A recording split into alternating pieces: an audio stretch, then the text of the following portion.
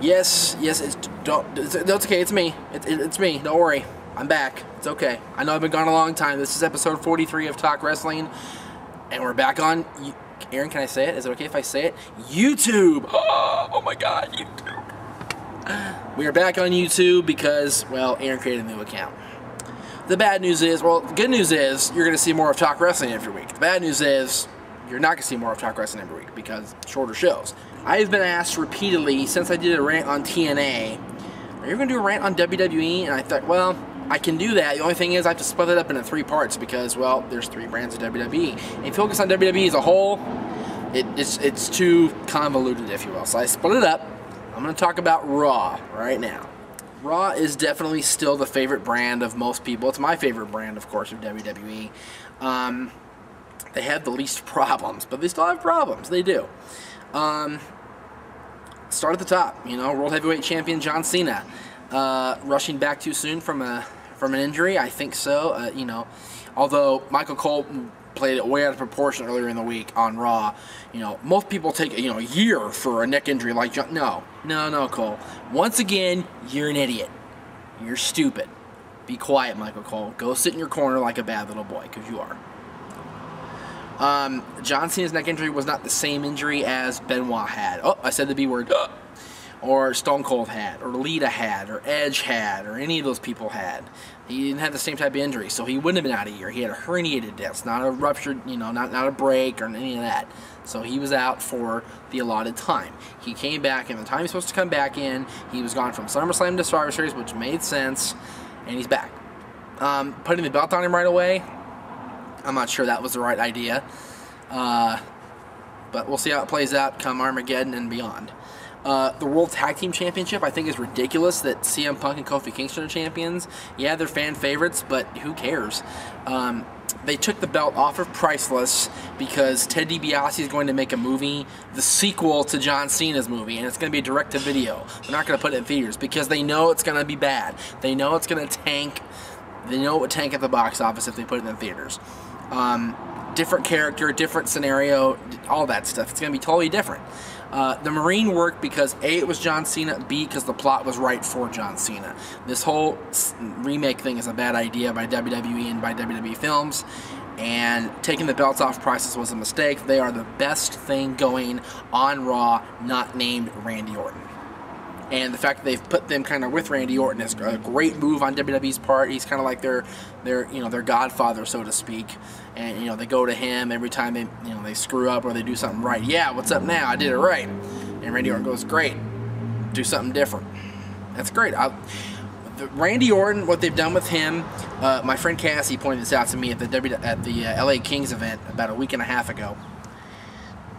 They've done with Randy Orton what they were trying to do with Stone Cold Steve Austin 11 years ago. Make him the uber heel that the baby faces hated, the heels hated, and the fans hated. Nobody likes Randy Orton right now.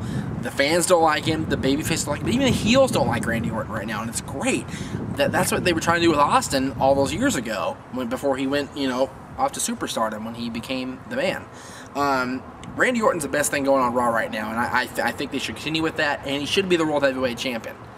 He should be the World Champion, and he should be the one defending the title at WrestleMania again. He should. Intercontinental Championship, I like that they gave it to Regal, but Santino could have gone a lot longer with the whole honkometer gimmick. He could have done something with it. They kind of blew their load on that too early. They kind of had Honky face him, and that was it. And now I guess they brought Goldust back full time. He was on Raw the other night, and they're gonna have him wrestle hopefully, because they were having wrestling in TNA. Not very much, but he wrestled. Right now he's just appearing and massaging Santino's shoulders, and it's creepy, and it's Goldust, and it's weird. But Beth Phoenix is still the women's champion, as she should be. If anybody should be champion besides Beth Phoenix, it should be Mickie James. She's the best babyface female wrestler on Raw. But Melina is back, which is good. Melina should be a force to be reckoned with, as she always has been. She's great. I love Melina, and I missed having her on Raw, so it's good that she's back. Like I said, Raw's my favorite brand. There's not a whole lot of problems. There's still some problems. You've got guys like D'Lo Brown, who shouldn't be back. You've got guys like Hacksaw Jim Duggan, who have no business being on the roster whatsoever. That stupid thing, the Geico parody was really dumb. Really, even Aaron's shaking his head going, wow, in the background. That's how dumb it was. Aaron thinks it's dumb, kids. I'll tell you that right now. Shawn Michaels and JBL, what they're going into with that, I have no idea. It was great they had DX in the very beginning of the show doing the commercial for the stuff. That was great. And then Michaels comes out and ends up being a puss. Because his kid's college education's in trouble. That's horse shit. That's bullshit. Dude, his kids are set. His family's set. He's set. Give me a break. JBL shouldn't be a main eventer. He shouldn't be feuding with Shawn Michaels. He should be gone. Back in the announcer's booth with whoever, where he belongs. They haven't used Paul Burchill in weeks, which I think is ridiculous. Paul Burchill's a great talent, and he deserves more face time. Batista is a force. Batista is great.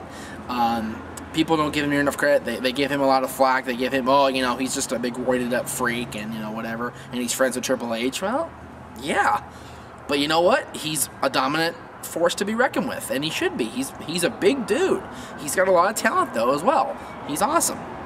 Jericho. I love Chris Jericho. A lot of people are going to be mad at me for saying this, including people at my house, but Chris Jericho is awesome. I think his character is great right now. The whole thing with Michaels was kind of tacky. The whole hitting his wife, that was kind of messed up. But, you know, where they've gone since then is great. He's evolved into this great ultra heel, which is awesome for him. He's not the heel that he was when he was a goof heel in WCW and later on in the WWF. He's the heel that everybody wants to be. He's awesome. Love Chris Jericho. Tag team division, you got Crime Time, who's a constant contender. You got Priceless, who should be the champions. And then you've got Punk and Kingston, who are the champions. That's pretty much it.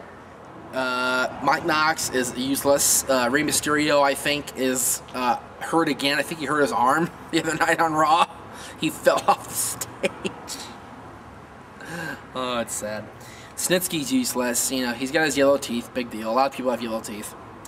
Val Venus is still hurt from elbow surgery. And then you got the other guys that they don't use anymore, like Charlie Haas. Charlie Haas is one of the funnier things about Raw. They haven't used him in weeks. They haven't used him in a few weeks. They should bring him back as the imitator. It'd be great. Kane. Kane. I like Kane. I've always liked Kane. But I don't think his character has any purpose anymore. He's a monster now, but they have a lot of monsters that they can use. And as far as the women's division, like I said, Mickey, Melina, Candice is getting better still, and Kelly has been a big surprise. Layla's not wrestling; she's with Regal. Layla London, I guess, is her name now. Wow. The rest of Raw, you've got Michael Cole, who's crap. The King, who's the best color commentator in WWE. Lillian Garcia, who's a great ring announcer, and she's pretty.